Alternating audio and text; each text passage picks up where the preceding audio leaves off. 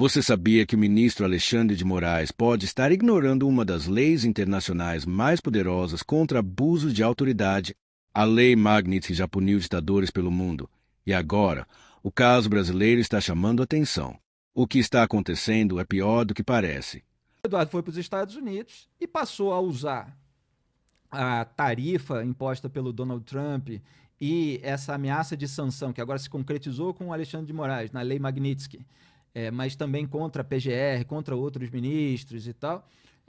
Outros ministros tiveram a restrição de visto, né, mas não entraram na lei Magnitsky, só 8, né, os 3 mais aliados do Bolsonaro, não.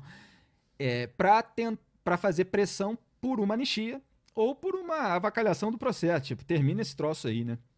E o Eduardo está confessando essa pressão que hoje o Alexandre de Moraes chamou de coação no curso do processo, já tinha chamado numa decisão para impor a tornozeleira eletrônica contra o Jair Bolsonaro. Então, o bolsonarismo celebrou o tarifaço. E o tarifaço, obviamente, é contra a economia brasileira, é contra os trabalhadores das cadeias produtivas que deixam de faturar com as exportações para os Estados Unidos. E aí eles podem ficar desempregados. Então, houve uma celebração de que, olha, teremos o desemprego enquanto vocês não aliviarem meu pai, né? Uhum. Só que eles tentam fazer isso ser um discurso muito lindo em defesa das liberdades, etc., que é para tentar colocar alguma coisa assim mais acima da economia, que eles defendiam lá na época da pandemia. Tem uma outra contradição, uma outra hipocrisia aí também. Mas aí tem infinitas contradições e Não, são muitos. hipocrisias. Olha o tempo que eu demorei para fazer um resumo inicial, né? Então tá. É porque eu tava achando, assim, eu achava que o Bolsonaro, ele era pequeno pro Trump realmente entrar nessa de tarifar a gente. Parecia que era mais uma retaliação, pra mim, pelo menos, no que tem a ver com o BRICS, com o lance da desdolarização e tudo mais. Eu achava que ia mais por esse caminho aí. Então, a gente pode analisar que o Eduardo tem, de fato, esse acesso às orelhas, aos ouvidos do Trump e das pessoas lá para ajudar a pôr em prática isso com a motivação mesmo de uma anistia para o Bolsonaro e para a galera. Não é tão simples assim. Quer dizer, uma coisa é ter acesso, outra coisa é o verdadeiro interesse do Donald Trump. Você vê que o Eduardo Bolsonaro, ele até tenta e tentou muito ao longo das últimas semanas fazer parecer que o único interesse do Donald Trump é a anistia. Uhum. E não é, porque a própria carta do Donald Trump faz uma salada de alegações, algumas Falsas, inclusive. verdadeiras, outras falsas, comerciais, econômicas, políticas, judiciais. Tem o Bolsonaro também. Então ele fez ali um aceno para a família Bolsonaro, de que, olha, esse é um caça às bruxas. E o Trump já faz isso há muitos anos com qualquer pessoa que esteja mais à direita, em relação àquele esquerdismo mais tradicional, porque depois a gente pode falar sobre várias confluências entre o bolsonarismo e a esquerda lulista, que é o que não se fala nas bolhas. Mas o Trump, ele alegou que foi caça às bruxas contra ele próprio, porque ele foi alvo de diversos processos nos Estados Unidos, contra Marine Le Pen na França, contra Benjamin Netanyahu, num processo que não tem nada a ver com a guerra de Gaza e tal, um processo interno lá da justiça, acusação de fraude, de suborno, na época que ele era ministro e tal.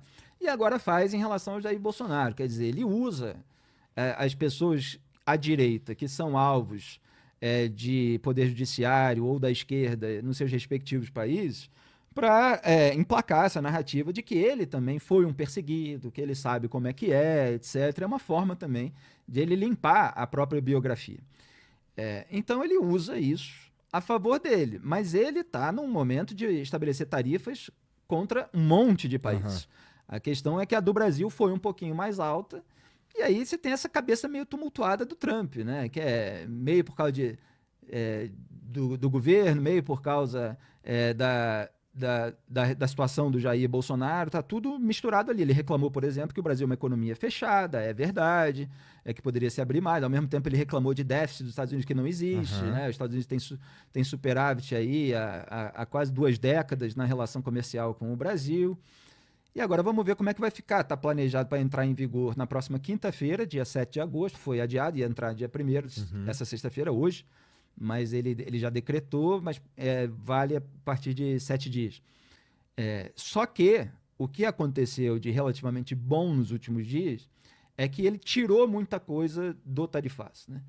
Então, tem diversos produtos que poderiam ser sobretaxados e que são produtos em que o Brasil é muito competitivo, que exporta muito para os Estados Unidos, como suco de laranja, como as peças aí de aeronaves, porque a Embraer é uma grande fabricante nacional de aviões, exporta muito para os Estados Unidos, e vários outros que entraram. Aí teve uma grande preocupação com café.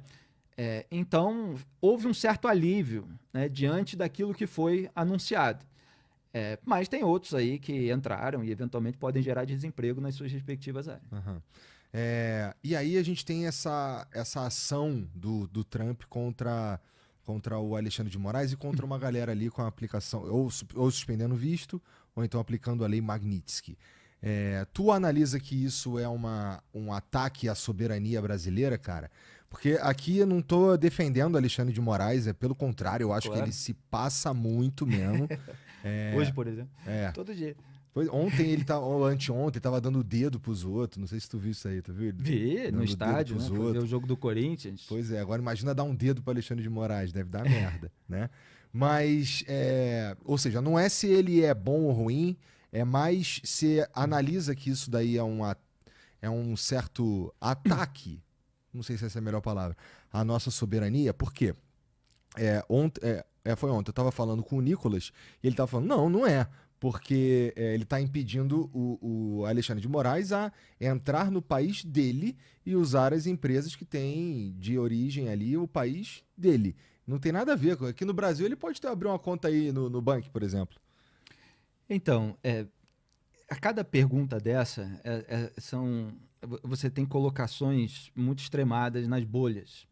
E, em geral, a resposta analítica, jornalística, ela vai separar diversos elementos. Então, eu escrevi a respeito, comentei nos nossos programas, eu ancoro o Papo Antagonista lá no portal.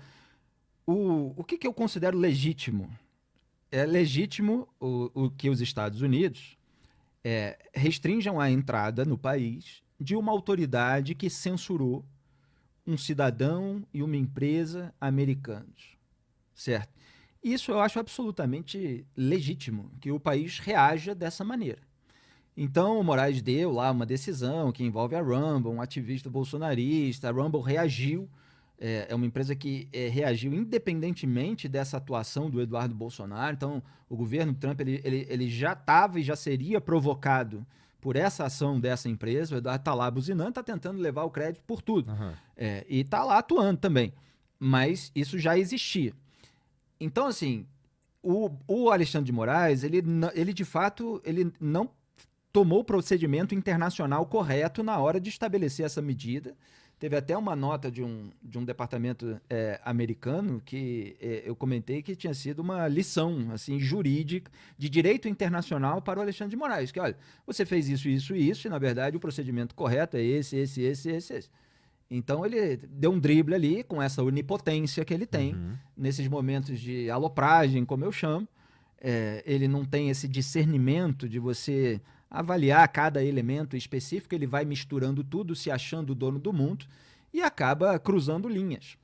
Então, beleza, restringe a entrada e qualquer coisa você bota aí a diplomacia para resolver. Olha, você fez isso aqui, a gente faz isso aqui e ou fica por isso mesmo ou você pede desculpa, você retira essa decisão, você vê outros caminhos, a partir de agora em diante você age dessa maneira e tal, e eventualmente cai aquilo. Só que veio também a restrição de visto para vários aliados do Moraes no Supremo Tribunal Federal, aí de uma forma mais arbitrária, quer dizer, se escolheram ali 8 ministros do STF, se deixou de fora 2 que são os indicados pelo Jair Bolsonaro, o Cássio Nunes Marques e o André Mendonça, e o Luiz Fux, que vinha dando votos divergentes em relação ao Moraes, nos casos do 8 do 1, principalmente, aí, embora envolva trama golpista também, todos esses julgamentos. E o Fux, repare que ele nem sequer absolveu essas pessoas, mas ele votou por penas menores. Então a Débora dos Santos, que é aquela que escreveu Perdeu Mané na estátua do STF com batom, eles decidiram por 14 anos, se eu não me engano, e o Fux deu um voto por 1 ano e meio só de prisão. E aí, cara, você está instrumentalizando uma lei que foi criada até pelo William Browder, que criticou essa aplicação, um investidor americano. que foi criada para combater violadores de direitos humanos, mas assim, dos pontos de vista E mais aí? graves. Qual a sua opinião sobre isso? Moraes passou dos limites ou está apenas cumprindo seu papel? Comenta aqui embaixo e segue o Arquivo Cast para não perder os próximos cortes mais polêmicos do Flow Podcast.